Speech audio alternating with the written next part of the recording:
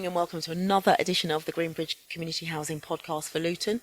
We're joined today by Pete, one of the co-founders of Everyone's Gang here in Bedford. Good morning. Good morning, Jackie. How are you? I'm cool, yeah. I'm interested to know what we're going to talk about. So the purpose of the podcast is really to highlight the good work that you're doing. Okay. Also to get your presence. I know you have got a presence already, but to hopefully increase that presence, get the message across, get young people through the door, and hopefully someone will be listening that will possibly be able to invest, sponsor. That would be fantastic. Yeah. And that's the whole point of coming in today and looking at the space that you've got here, which is, from the outside, it looks really small. But when you come inside, it really opens up into a bit of an Aladdin's cave, really, doesn't it? It's a bit of a TARDIS, isn't it? It's, it's a really cool, funky place for young people to come, for sure, yeah. But a bit different. We're trying to make it a little bit different to what they might experience elsewhere. Yeah. What's different about Everyone's Gang to a normal, what I would have called back in the day, youth club? Okay, yeah. It's a great question. We're not even allowed to call it a youth club. We have to call it an alternative provision unit. And that's because when we're applying for funding, if we applied for funding as just a youth club, it wouldn't fall under the right funding stream. So it's an interesting term, which I don't entirely understand myself. But yeah, what's different about it is until very recently, until yesterday actually, this was a by invitation only kind of thing. You had to be on one of our programs to come along. It's not a walk-in youth club as such. If we call let's call it a youth club. It's not a walk-in youth club. It's, you can only come by appointment, and you had to be on one of our programs to come, or have previously been on one or currently been on one of the programs.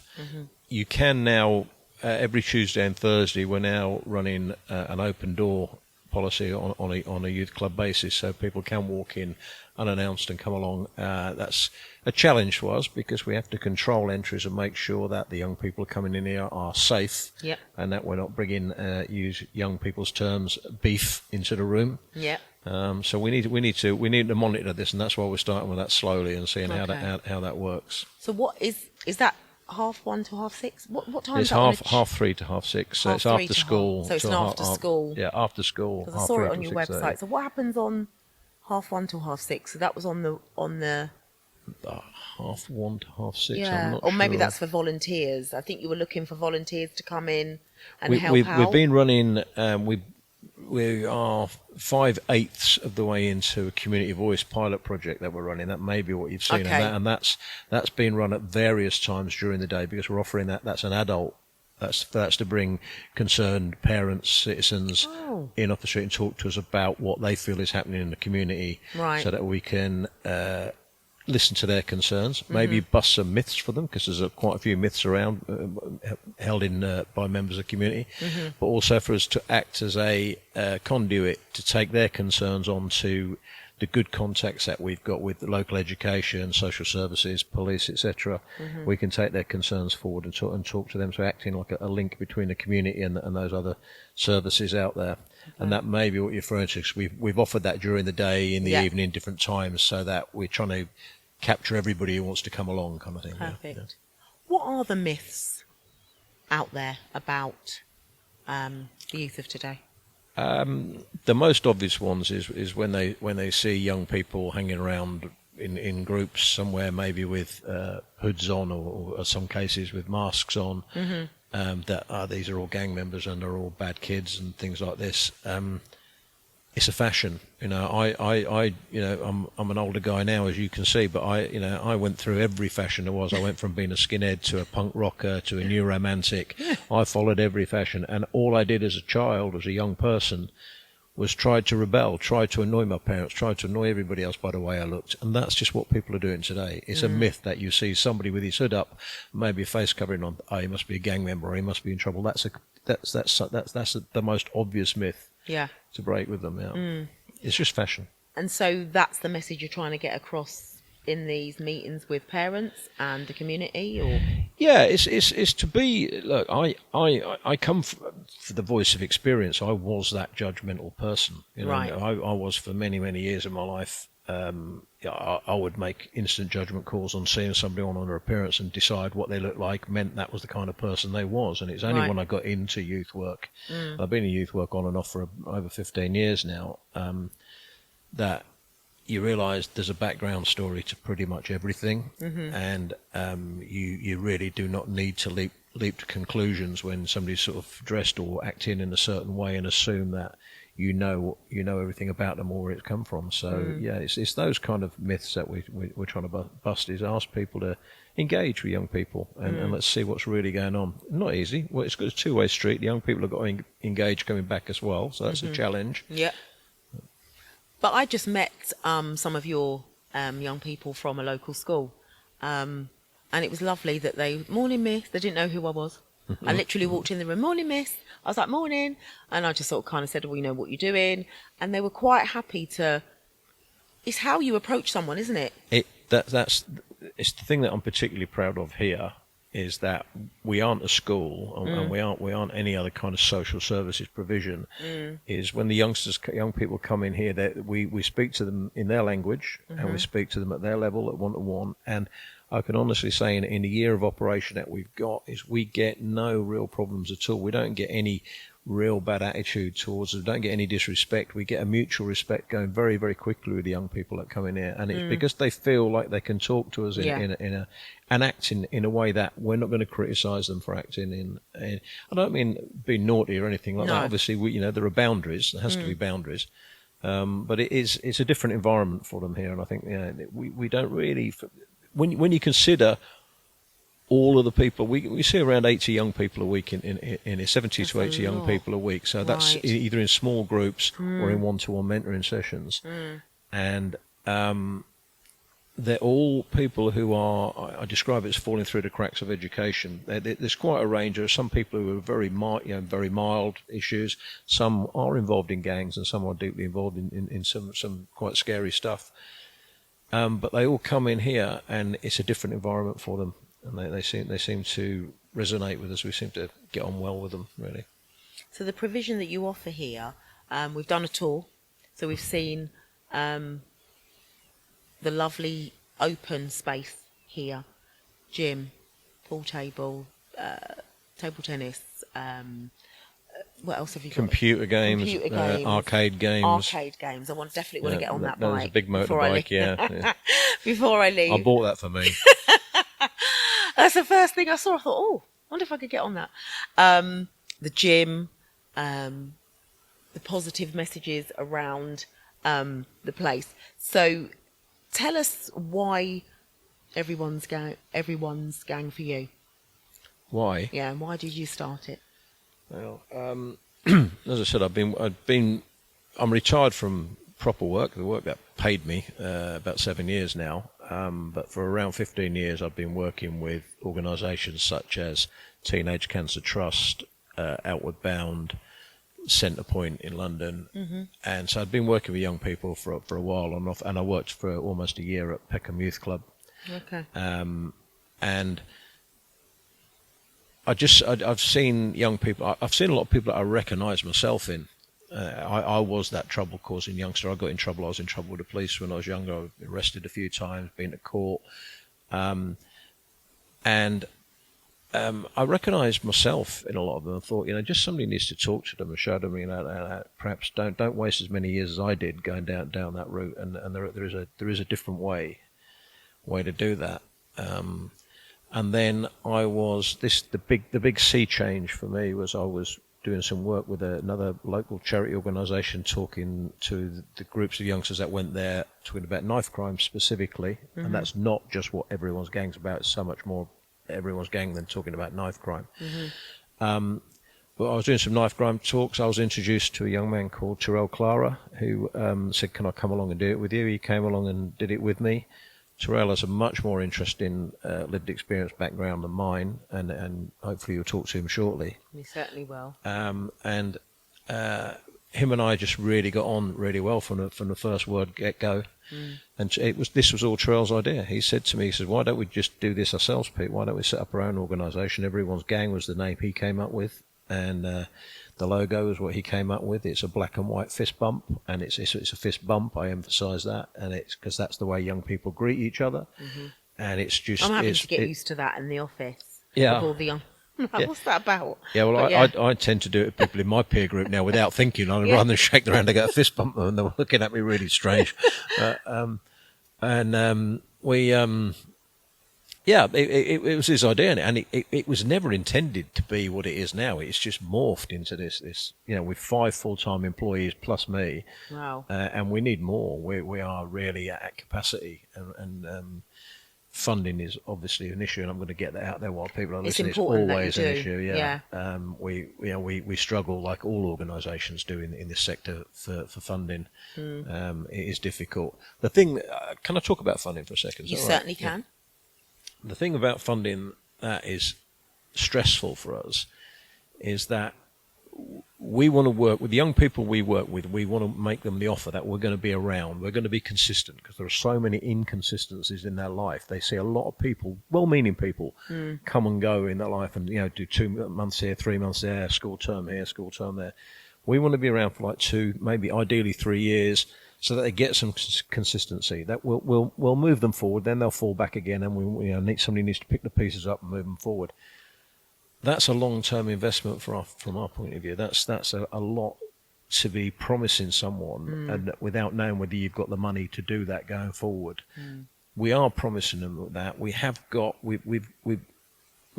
got some good benefactors, but it's not for an indefinite period. Right. So we do need to work on that.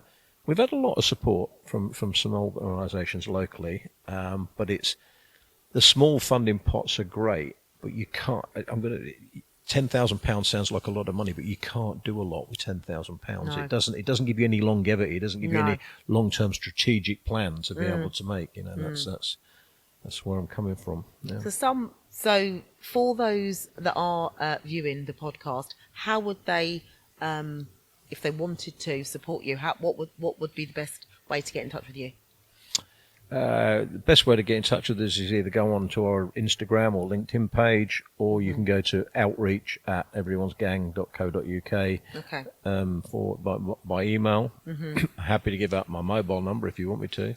It's entirely up to you. 0770 2363 720. Call me direct any time of day. That's absolutely fine.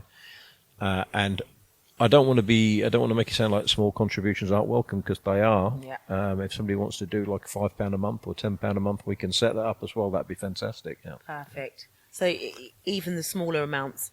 Yeah, absolutely. Help, don't they? We've got a few, and it's growing. People who do like the kind of monthly donations and things like that, or one-off small donations as well. Yeah. Everything counts. I was just trying to emphasise that.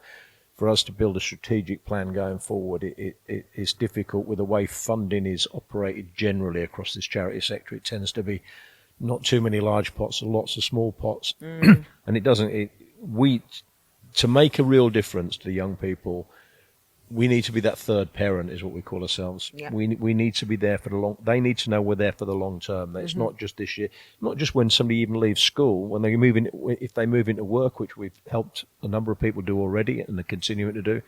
We want to be there because the first job might not work out. Yeah. And things going forward, and their things in their life are changing, and we want to be there and help them through those periods as well. So does Everyone's Gang? Is it operating just in Bedford? No, when we started, we sort of threw our net really wide and just took on anything that came on. We started off working with 60 young people in Birmingham. Oh. And then we went into London a little bit and did some stuff as well. But very quickly, the demand locally started to swamp us. So we have pulled our horns in a little bit now and working primarily in Bedfordshire. Okay. It started with the Bedford Borough, and we are now working in central Bed. So we're working across Leighton, Buzzard, Luton, Sandy, out those ways as well. But that's on a smallish scale, but a growing scale, and it will be Bedfordshire and anything that touches the county just around it. So Milton Keynes, Rushden, something like that. That's all fine. Yeah. So, how does that affect how you operate? Do you go out into Luton, Milton, or do they come here, or? It's a bit of both, right? But it's all about what works for the young people that we're working with. You know, what's practical, what's feasible. So quite obviously, it's not always practical for a young person on a mentoring course to get to Bedford and back for an hour or 90 minutes of mentoring here. It's an hour travelling in, more or less, and an hour getting back. So we go out and we try and tailor that in. So one of our mentors, for argument, would typically go out and see 3 or 4 people in one day in the Luton, Leighton Buzzard area. So they travel around. Travel around. Yeah. Mm-hmm. Yeah.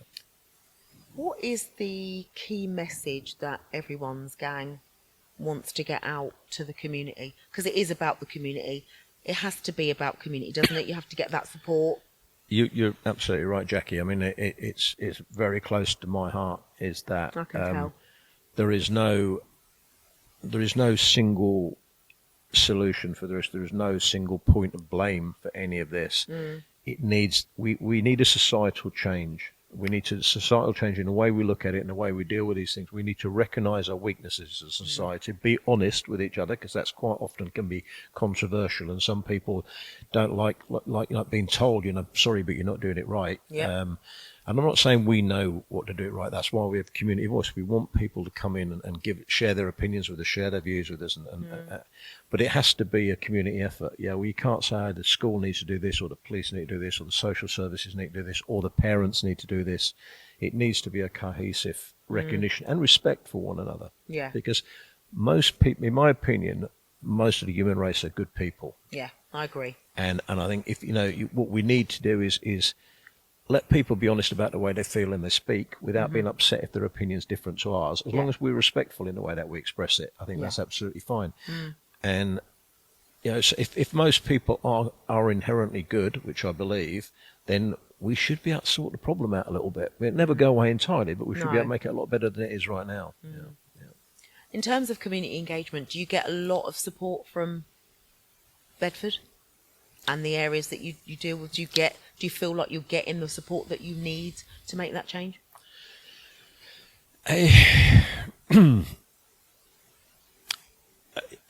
I think there are a lot of armchair critics, and I've been one of those as well.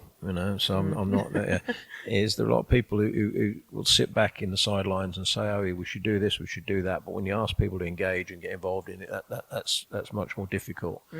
I would have, again, before I started in this, I would have been in my, I'd have been maybe critical of schools or something like that, and saying, "Oh, they should do more, they should do this and that." But then now working closely with them, I see the different pressures they're under, the stresses that they're under, and this is why I say no one's sole person is to blame, and the schools have an entirely different job to what we have in the way they address the students that they see.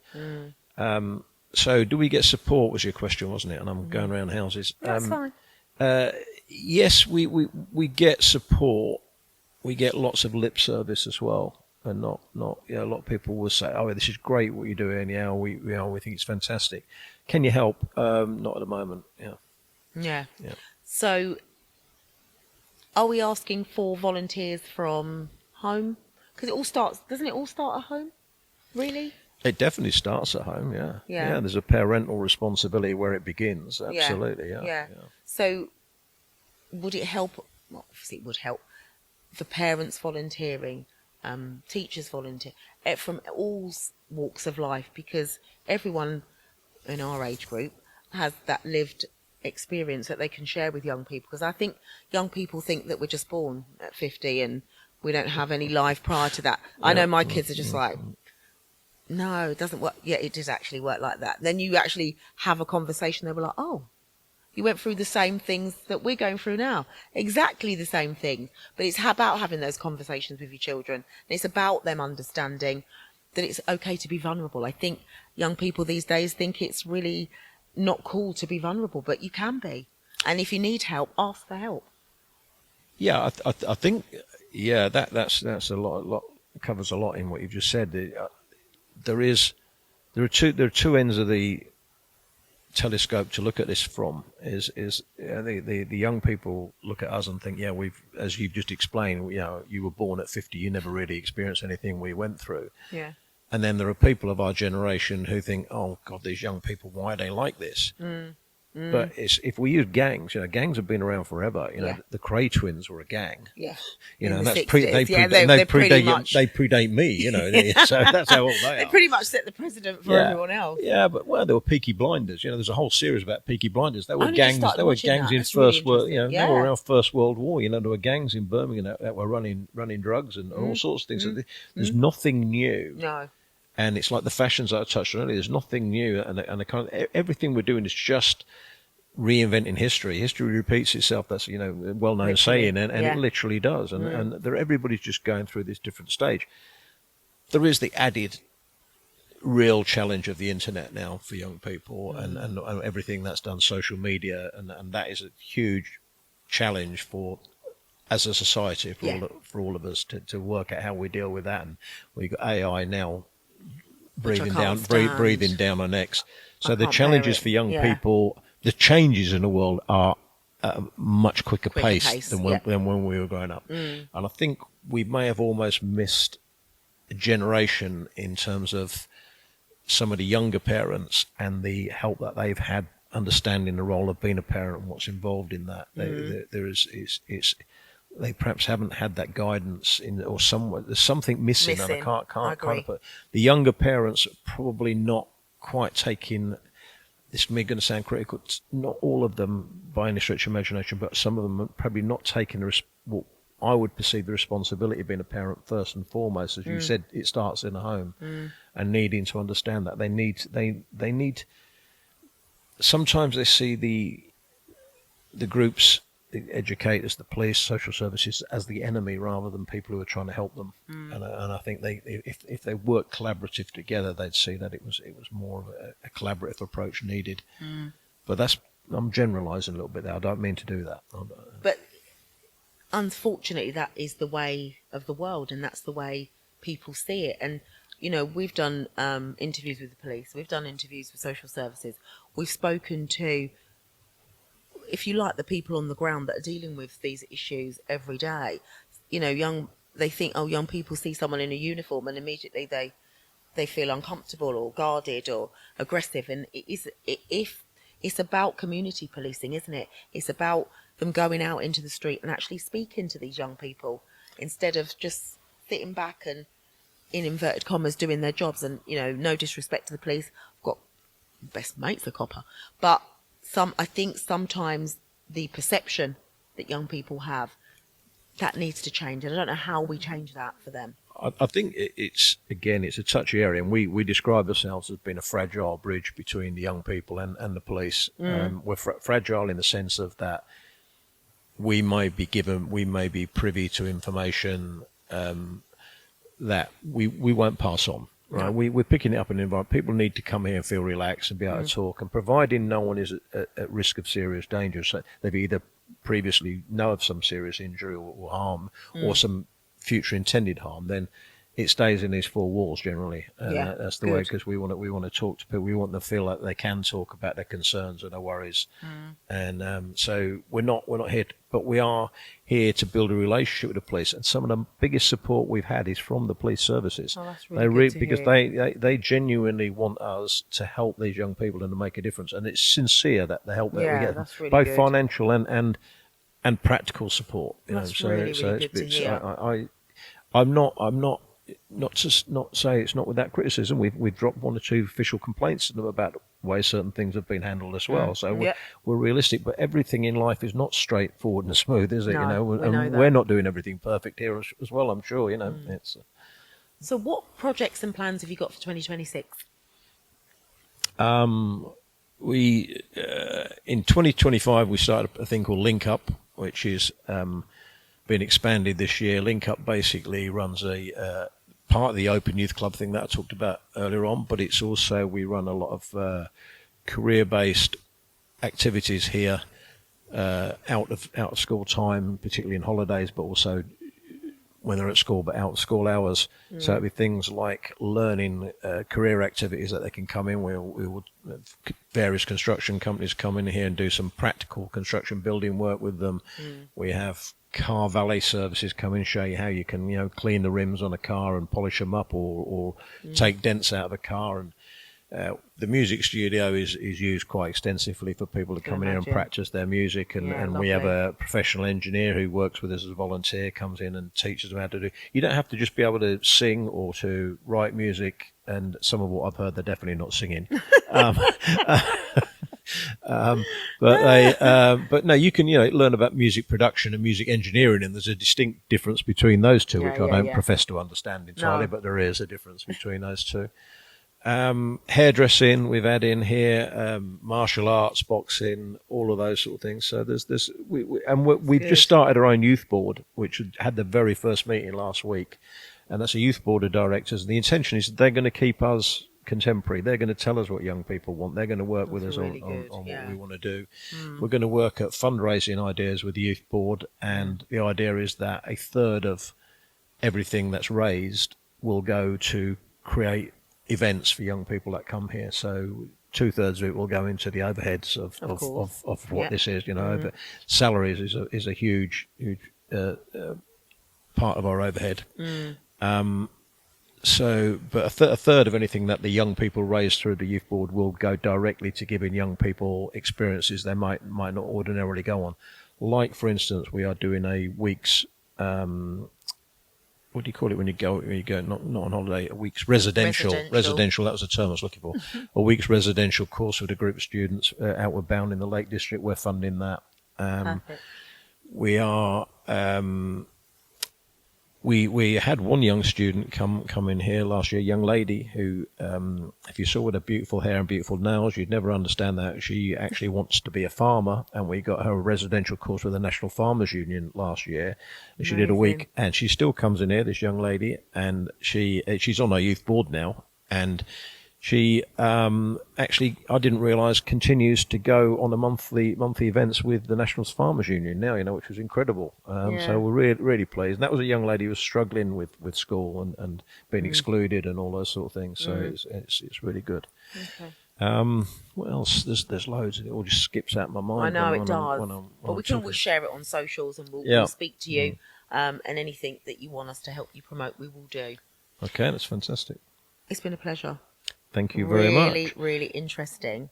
I think when you look at the website and you look at the internet and look at the content, etc., that you put out actually mirrors what you do in here, and often that isn't the case. So it's been lovely, Pete, talking to you. It's been lovely talking to you, Jackie. And I will definitely be back. Thank you.